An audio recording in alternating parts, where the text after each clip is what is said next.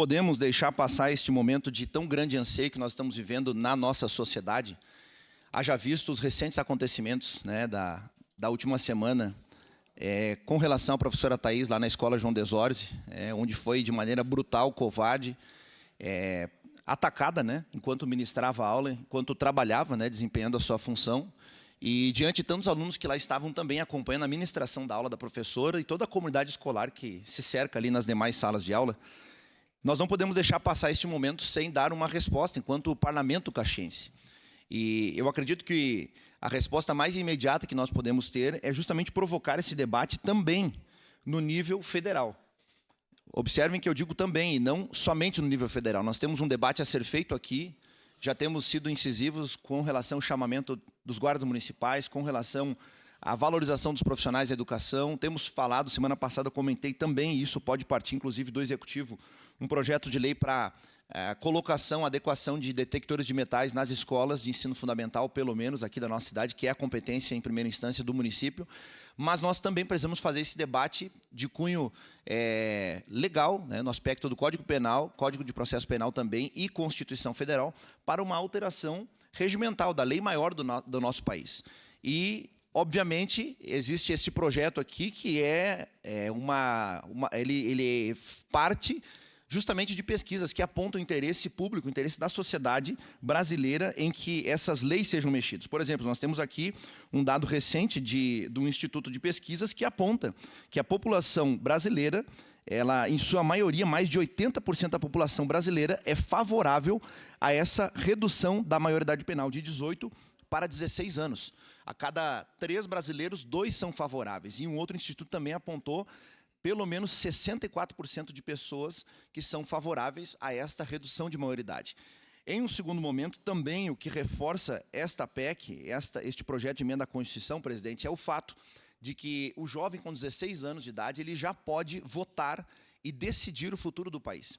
Ele tem condição de escolher quem vai ser o presidente, o senador do seu estado, o governador do seu estado, o deputado federal, estadual, prefeitos e vereadores. Então, se alguém com 16 anos está apto a responder e a ditar as regras que a sociedade vai ter, minimamente se espera que também esta pessoa seja responsabilizado diante da sociedade que ele integra, diante da sociedade da qual ele faz parte. Outro sim, também é importante nós destacarmos o fato de que hoje os grandes países que se destacam no cenário mundial já penalizam. Nos Estados Unidos, por exemplo, a partir dos 12 anos de idade, um adolescente pode responder pelos seus atos, chamados aqui atos infracionais, e lá são crimes, atos criminosos. O que a lei aqui no Brasil dispõe é 18 anos, e o que se pede através dessa PEC, que hoje aguarda movimentação na CCJ, que inclusive já tem parecer favorável da comissão, aguarda apenas uma tramitação, é que se reduza de 18 para 16 anos.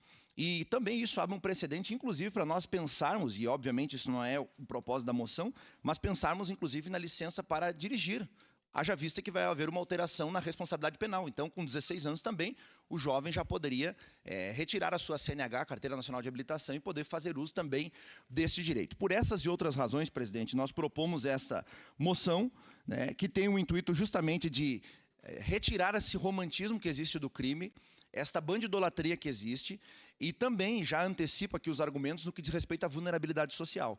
Eu vim em um contexto, nasci em um local onde foi regularizado agora há 2 anos aqui pelo município, que até 2 anos atrás era invasão. Fui cercado de maconheiro a minha infância inteira e nem por isso me tornei um.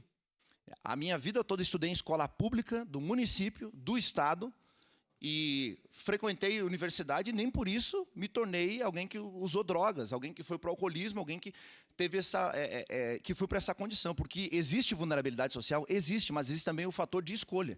Está cheio de gente que nasce na periferia, se torna grande empreendedor, se torna servidor público, se torna político, se torna referência no país. E está cheio de gente que nasce no chamado berço de ouro e se afunda na droga, e se afunda no crime, nos vícios e tantas outras coisas. Então, com isso também nós reforçamos o fato de que, por razão de existir as diferenças e vulnerabilidades sociais, isso não é ponto pacífico para que se passe a mão por cima de atos criminosos.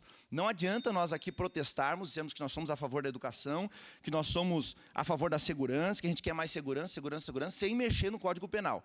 o código, a Constituição Federal, ela recebe, né, ela recebeu uma norma jurídica de 1940. O jovem de 18 anos de 1940 não é o mesmo jovem de 2025 com 18 anos. Então, nós precisamos minimamente mexer na legislação e acho que essa moção de apoio é um claro e um sério recado que nós estamos dando a partir do 2º Parlamento aqui do Estado do Rio Grande do Sul.